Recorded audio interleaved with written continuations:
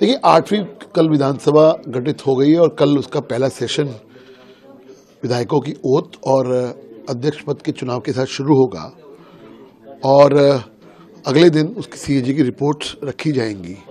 निश्चित तौर के ऊपर ये जो रिपोर्ट्स है कायदे से तो 7वीं विधानसभा के अंदर रख देनी चाहिए थी, लेकिन चूंकि अरविंद केजरीवाल साहब तो अरविंद केजरीवाल साहब हैं, जो खाता ना कहीं जो अरविंद केजरीवाल साहब कहें वही सही।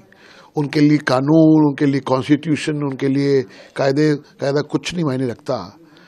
ये मैंडेटरी है, कॉन्स्टिट्यूशन ऑब्लिगेटरी है कि सीएजी की रिपोर्ट को सदन के पटल पर रखना अनिवार्य है।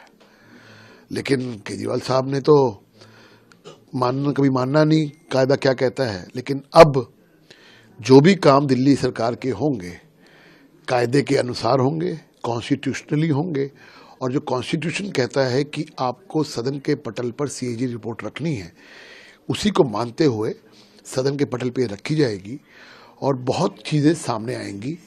जिस प्रकार के कार्यकलाप, जिस टाइप के भ्रष्टाचार जो भारतीय जनता पार्टी निश्चित तौर पे कहती आ रही है, उसको उजागर मुझे लगता है कि सीएजी की रिपोर्ट में सच्चाई सामने आएगी कि क्या है।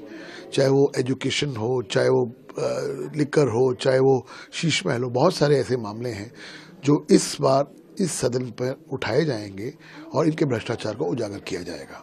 देखिए 8वीं कल विधानसभा गठित हो गई है और कल उसका पहला सेशन विधायकों की ओथ और अध्यक्ष पद के चुनाव के साथ शुरू होगा और अगले दिन उसकी सीएजी की रिपोर्ट्स रखी जाएंगी।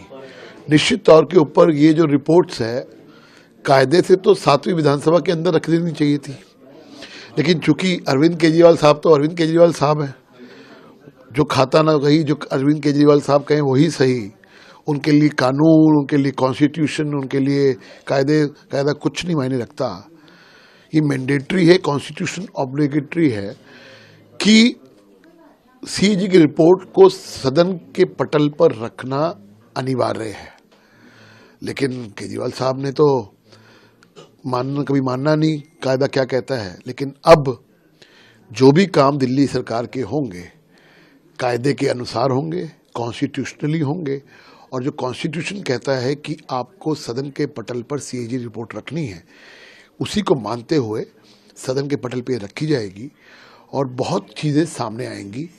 जिस प्रकार के कार्यकलाप, जिस टाइप के भ्रष्टाचार जो भारतीय जनता पार्टी निश्चित तौर पे कहती आ रही है, उसको उजागर मुझे लगता है कि सीएजी की रिपोर्ट में सच्चाई सामने आएगी कि क्या है।